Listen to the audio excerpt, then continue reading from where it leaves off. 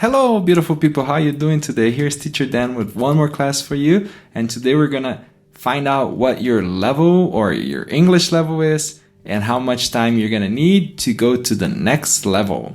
Here's just a graph telling you that we're going to be looking at this A1, A2, B1, B2, C1, C2. And when you look at those, you can compare to the IELTS and the TOEFLs. When I tell you or when I read about your level and you're like, oh, teacher, I'm A1, I'm B2, then you can compare the B2 here to the TOEFL, and you're going to see that the B2 is about a 5.5 to 6 on the IELTS, and it's about a 46 to 60 on the TOEFL.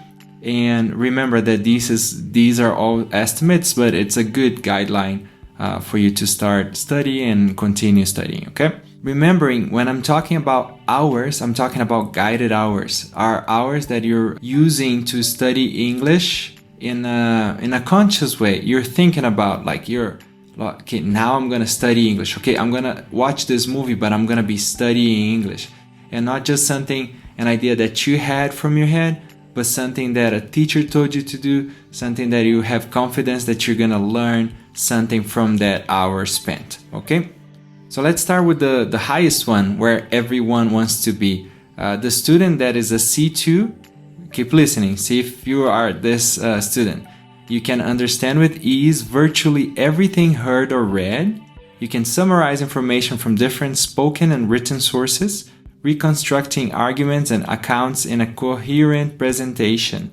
You can also express, or these students can express themselves spontaneously, very fluently, and precisely, differentiating finer shades of meaning even in the most complex situations.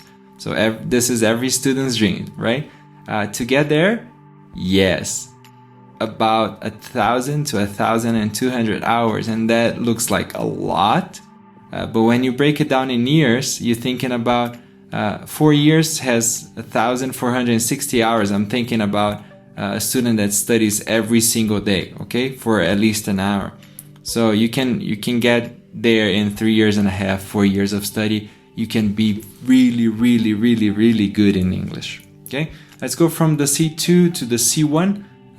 This is where most tests ask you to be when you make them, right? The TOEFL and the IELTS to go into university.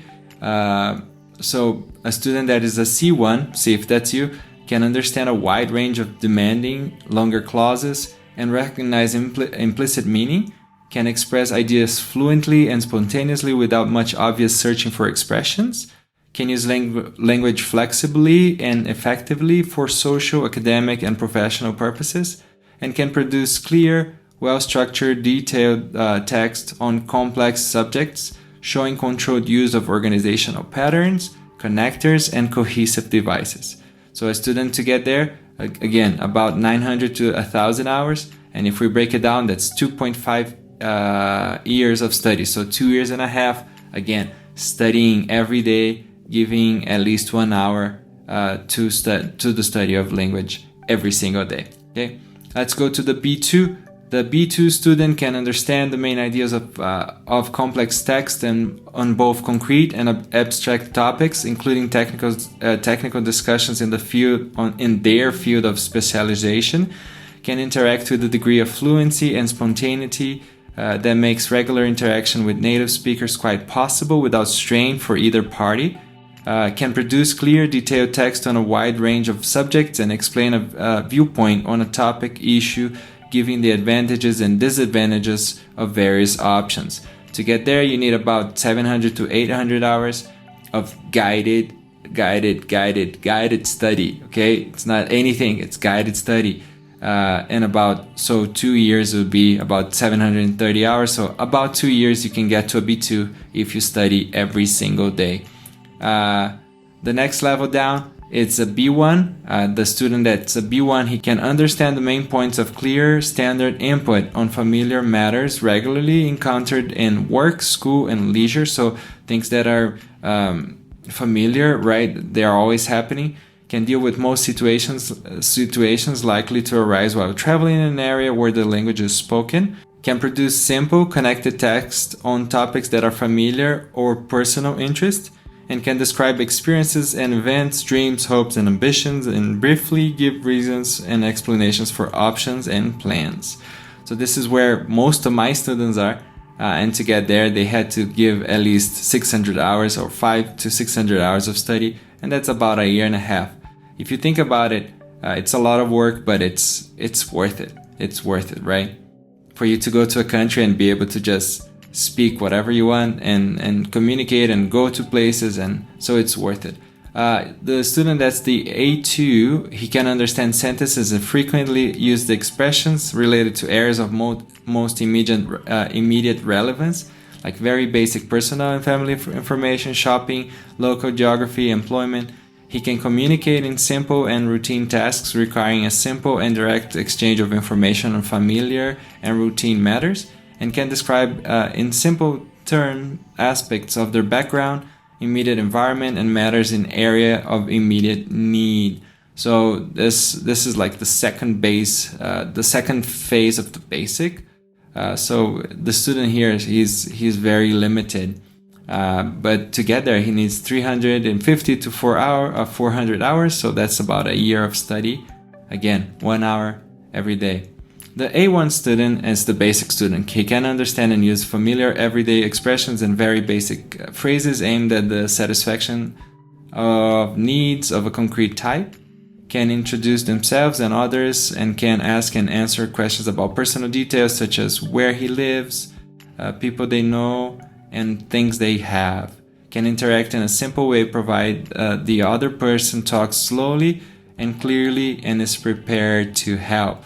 So it's very, very basic. With this level of English, you cannot even sometimes go to a store and ask for something in English because you're going to struggle. Okay, so this is the first level. But the good news is you can get there in half a year. So again, 1 hour a day of guided study, guided learning. You can get there in half a year. All right, continue here. I have one good and one bad news for you. Teacher, what is the bad news? Give us the bad news first. The bad news is it will take you a long time to learn English. It will take you a long time to get to a level where you can do pretty much everything you do in your own language in English. But there's the good news is that you can make it, and you will make it. I believe in you. I believe in you.